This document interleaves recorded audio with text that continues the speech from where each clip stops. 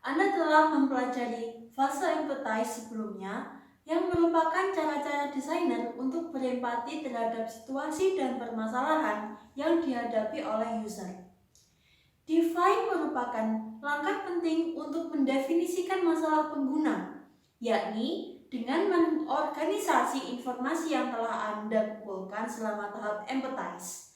Interaction Design Foundation pada artikelnya menegaskan bahwa pada tahap define, mendefinisikan masalah dan pernyataan masalah harus dilakukan secara berpusat pada manusia dan tidak boleh mendefinisikan masalah berdasarkan keinginan atau kebutuhan perusahaan Anda sendiri.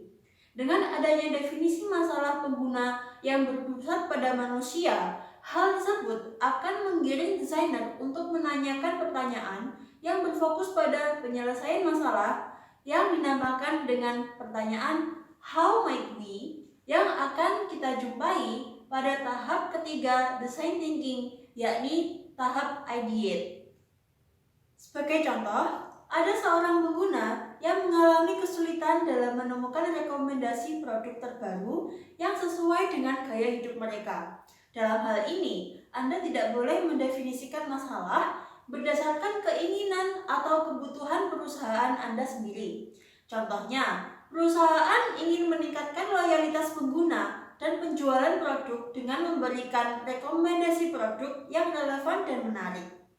Sebaliknya, Anda harus merumuskan pernyataan masalah dari perspektif kebutuhan pengguna. Contohnya, pengguna ingin memiliki akses mudah dan cepat ke informasi produk terbaru yang sesuai dengan gaya hidup mereka untuk tetap up to date dengan tren dan inovasi. Sebelum jauh membahas tentang tahap ideate, Anda perlu mengetahui bagaimana cara mendefinisikan masalah dan menginterpretasikan hasilnya. Interaction Design Foundation dalam hal ini menegaskan terlebih dahulu untuk memahami pentingnya hubungan antara analisis dan sintesis, sebagaimana disampaikan oleh Tim Brown, CEO dari International Design Consultancy Firm IDEO, dalam bukunya Change by Design: How Design Thinking Transforms Organizations and Inspires Innovations, yang berkutip sebagai berikut. Analysis and synthesis are equally important, and each plays an essential role in the process of creating options and making choices. Yang berarti bahwa proses analisis dan sintesis berperan penting dalam proses menciptakan dan membuat pilihan. Analisis memecahkan konsep dan masalah yang kompleks menjadi bagian yang lebih mudah dipahami. Ini dilakukan saat tahap empati, sebagai contoh, dalam proses design thinking ketika kita mengamati dan mendokumentasikan detail terkait pengguna. Sintesis di sisi lain melibatkan penyusunan kreatif untuk membentuk gagasan yang utuh. Ini terjadi pada saat tahap define, sebagai contoh, di mana kita mengorganisasi dan memahami data yang telah dikumpulkan untuk membuat pernyataan masalah. Analisis dan sintesis terjadi sepanjang proses design thinking. Peneliti UX menganalisis situasi sebelum mensintesis wawasan baru, dan kemudian menganalisis temuan sintesis untuk mendapatkan pemahaman yang lebih mendalam. Pada tahap define kali ini, kita akan mempelajari metode POV atau Point of View Method dengan menuliskan problem statement yang merupakan pernyataan masalah yang bermakna dan dapat dijalankan untuk menghasilkan ide-ide dengan tujuan yang jelas. Problem statement menggabungkan 3 elemen seperti pengguna, kebutuhan, dan wawasan yang dapat dituliskan dengan kalimat berikut.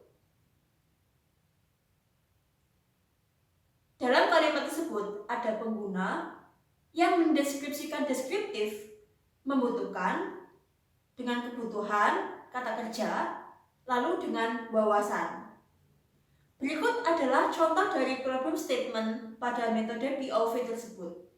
Maya adalah seorang desainer grafis yang membutuhkan perangkat lunak desain yang intuitif dan efisien karena ia ingin menciptakan karya desain dengan lebih cepat dan mengoptimalisasikan produktivitasnya.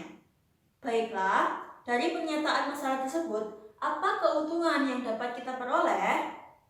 Pertama, pernyataan masalah menetapkan tujuan yang jelas dan memenuhi kebutuhan pengguna, sehingga fokus pembuatan produk dapat difokuskan untuk mengatasi masalah tersebut. Kedua, pernyataan masalah dapat mengidentifikasikan kendala-kendala yang mungkin terjadi yang menghambat pengguna mencapai tujuan mereka. Yang terakhir, pernyataan masalah membantu Anda menetapkan standar keberhasilan produk.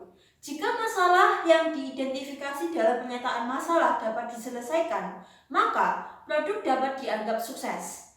Oke? Anda telah memahami konsep problem statement, bagaimana cara membuatnya, dan manfaat yang dapat diperoleh. Selanjutnya, kita akan berlatih membuat problem statement. Tetap semangat!